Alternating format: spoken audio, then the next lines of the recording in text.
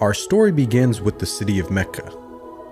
It is said that when Adam and Eve were first expelled from paradise, the two were separated, with Eve having landed near the city of Mecca and Adam having landed somewhere in the Far East.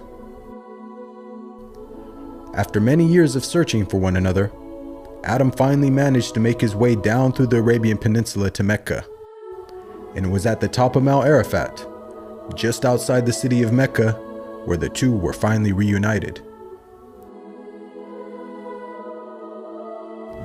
Mecca is also significant because it is considered the first place on earth that God Almighty was worshipped alone. And so, it was at that very spot that Abraham and his son Ishmael built the first house of worship for God.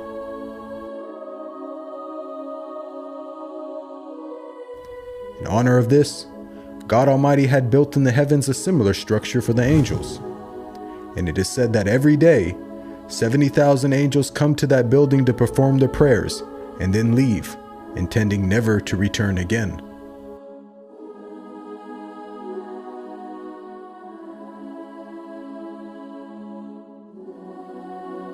When Abraham and Ishmael had finished building the sacred house, there was still one brick that had to be put in its place.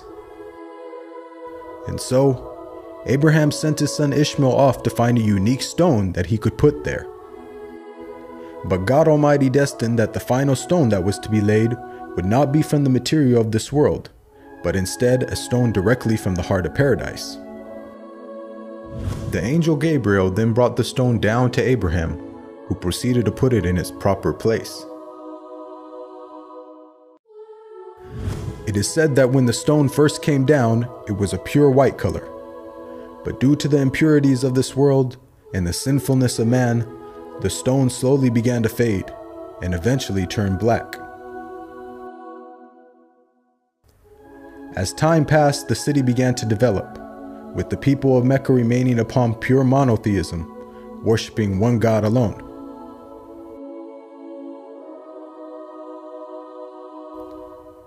This despite the fact that their neighbors in Egypt, Mesopotamia, and the Levant had been practicing paganism for centuries. But this was all to change when a merchant by the name of Amr ibn Luhay had decided to conduct his business outside of Mecca. Amr then proceeded to journey northwards until he reached the lands of Levant.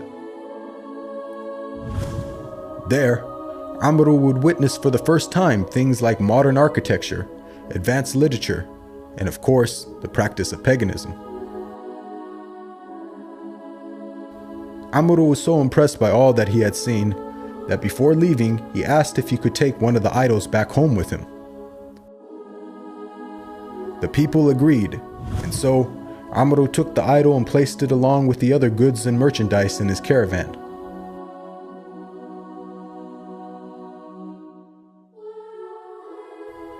He then set out southwards, back towards the city of Mecca.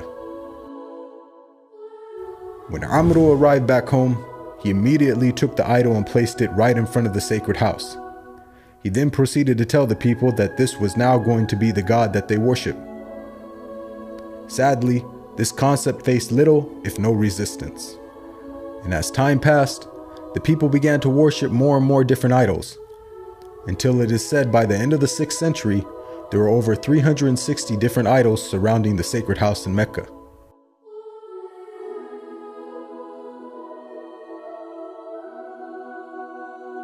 As the years passed and paganism became more prominent throughout the world, the people who still practiced monotheism knew that the coming of a new prophet was close at hand. And so, either through deductive reasoning or through interpretation of their holy text, many had concluded that the Arabian Peninsula was the most probable place God would send his new prophet.